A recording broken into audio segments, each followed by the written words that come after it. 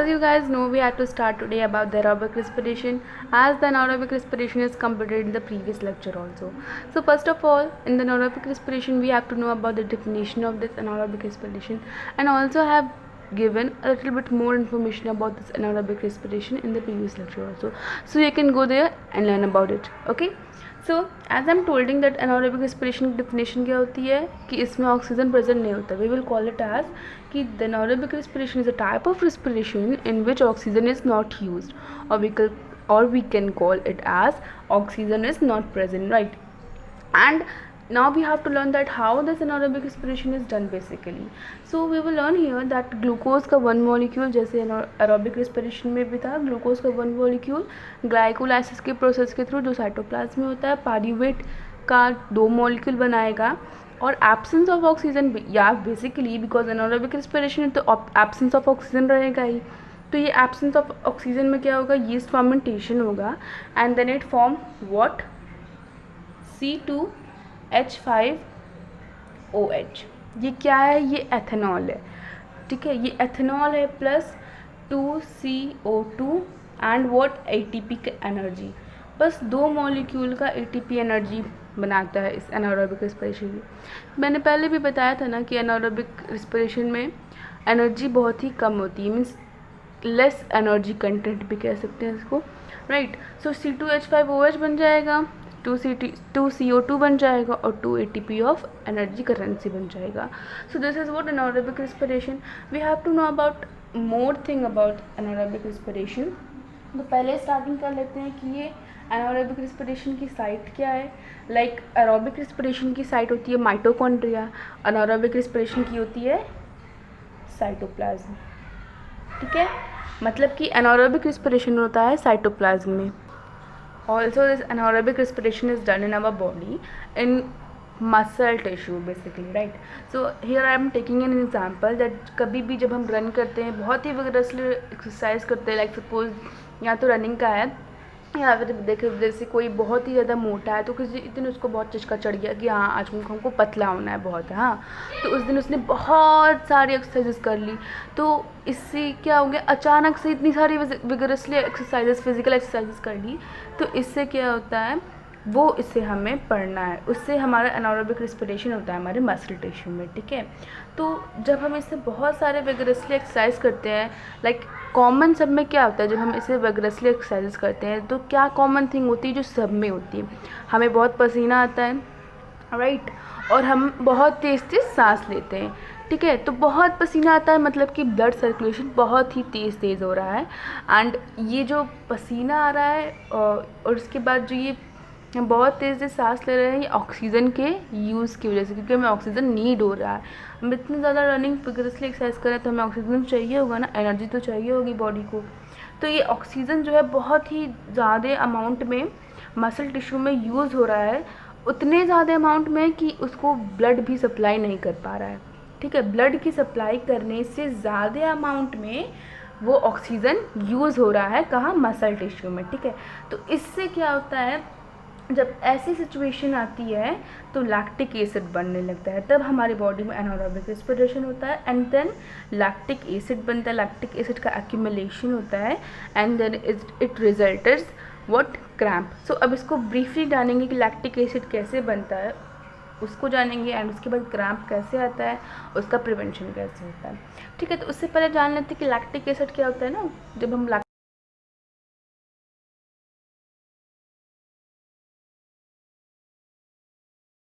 में जो भी इंफॉर्मेशन चाहिए लैक्टिक एसिड के बारे में वो मैंने डिस्क्रिप्शन में नीचे दी हुई है, आप उसको जाके देख सकते हैं. ठीक है, so let's start that how does this done.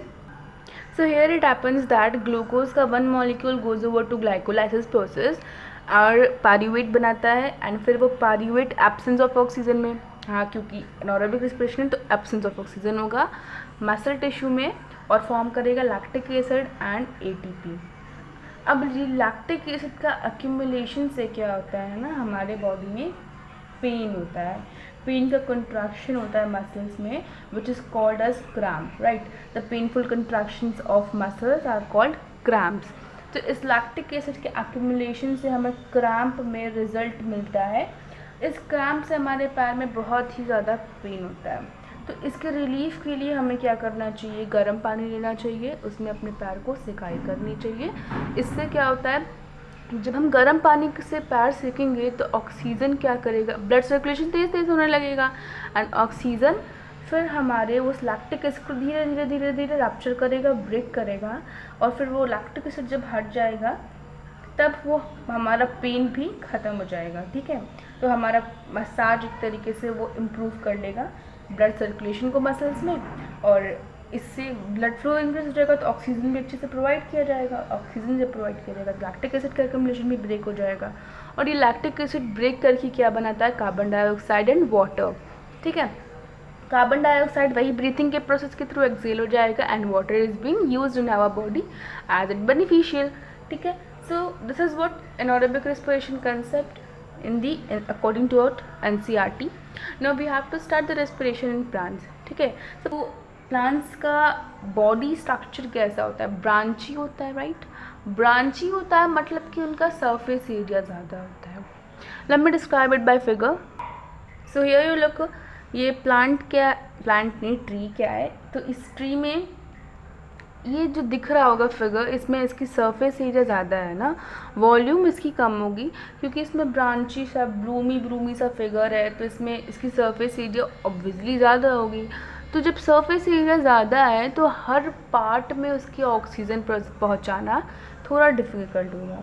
तो हर पार्ट क्या करता है, अपने आप ही अपना ऑक्सीजन लेना शुरू कर देता है, कि जैसे इसमें भी ऑक्सीजन अपना लेता है डिफ्यूजन के प्रोसेस में, स्टेम्स में, लीव्स भी अपना डिफ्यूजन के प्रोसेस के थ्रू स्टोमेटल पोर से ऑक्सीजन ले लेती हैं। ठीक है, तो सब अपना अपना रिस्पिरेशन का प्रोसेस खुद से ही कर लेते हैं, तो सबको डेफिनेट टाइम में सबको ऑक्सीजन मिल जाता है। ठीक है, तो ये मतलब कि हम यहाँ पे कंक्लूड करेंगे कि जो रिस्पिरेशन होता है प्लांट्स में या फिर ट्रीज़ में, ये होता है डिफ्यूजन के प्रोसेस के थ्रू, राइट।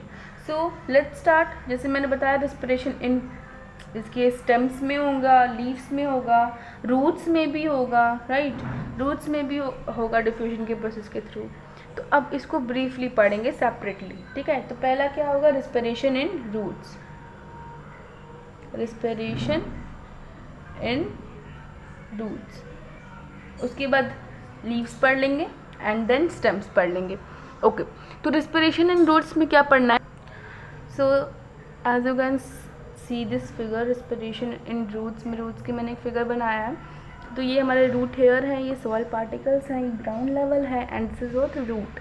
सो ऑक्सीजन हमारा प्रेजेंट होता है बिटवीन द सॉइल पार्टिकल्स, और रूट हेयर क्या होते हैं, इन सॉइल पार्टिकल्स के कंटैक्ट में होते हैं। तो ये ऑक्सीजन हमारा डिफ्यूज़ होके रूट पार्टिकल के जो सेल्स होते हैं उसमें मूव कर जाता है oxygen, and then it is been used in different cells of the root. ठीक है, फिर उसमें इंटर्न जो सेल्स इंटर्न कार्बन डाइऑक्साइड देंगे, वो इसी रूट हेयर के थ्रू डिफ्यूजन के प्रोसेस के थ्रू आउट हो जाएंगे और इस सॉइल पार्टिकल्स में फिर से मिल जाएंगे।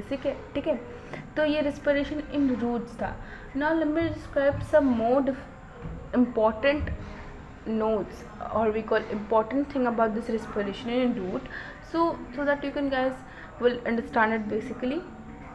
ठीक है, तो रिस्पिरेशन इन प्लांट्स में हमने जान लिया कि दैट ये respiration in roots occur by the diffusion of respiratory gases, that is oxygen and carbon dioxide, as you can see in the figure also. ठीक है, so it has been also found कि जो land plants होते हैं वो die कर जाते हैं अगर वो उनके जो रूट्स हैं वो वाटर लॉग हो जाएंगे एक कंसिडरेबल टाइम के लिए। अगर एक कंसिडरेबल टाइम के लिए मतलब कि बहुत ज़्यादा पानी है, वाटर लॉगिंग है, तो वो डाई कर जाएंगे, बिकॉज वाटर लॉगिंग से क्या होता है, टू मच वाटर जो है एक्सपेल हो जाता है और एयर जो है सॉइल पार्टिकल में वो फिर रह नहीं जाती।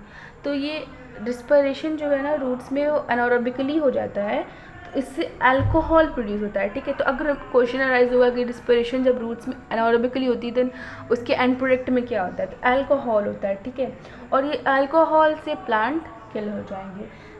Fine, so this is what a little bit more information about this respiration in plants. Now let us describe respiration in stems. respiration stems में हर्ब्स हैं और हार्डी वुडी स्टेम वाले ट्रीज़ हैं. हर्ब्स मतलब कि वो प्लांट जिनके stem बहुत ही सॉफ्ट हो, इसमें इसका ये मीनिंग है. तो उनके पास स्टोमेटा होती है, तो एक्सचेंज ऑफ गैसेस भी हो जाता है. ऑक्सीजन जो है बाहर के इन्वायरमेंट से डिफ्यूजन के प्रोसेस के थ्रू स्टोमेटल पोर ओपन हो जाती हैं एंड ऑक्सीजन को ले लेती हैं और बाकी सारे सेल्स में डिस्ट्रीब्यूट कर देती हैं. Cells in turn carbon dioxide देती हैं और फिर उसी स्टोमेटल पोर के थ्रू वो ऑक्सेल भी हो जाती हैं.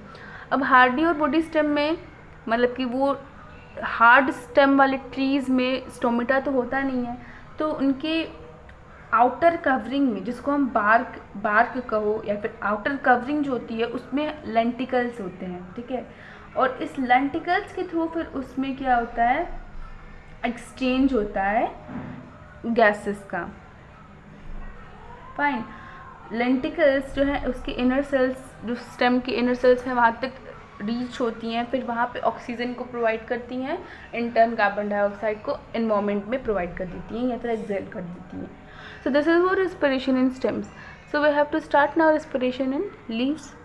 Okay, in this respiration in leaves, stomata तो होती बहुत ईजी सा है कि लीव्स में तो स्टोमेटा होती हैं, तो उसमें स्टोमेटल पोर के थ्रू एक्सचेंज ऑफ गैसेस हो जाएगा. बट यहाँ पे क्या है, एक रिस्क है कि एक्सचेंज ऑफ गैसेस कब होता है ये जानना है. राइट. तो एक्सचेंज ऑफ गैसेस फोटोसिंथेसिस के प्रोसेस पे डिपेंड करता है.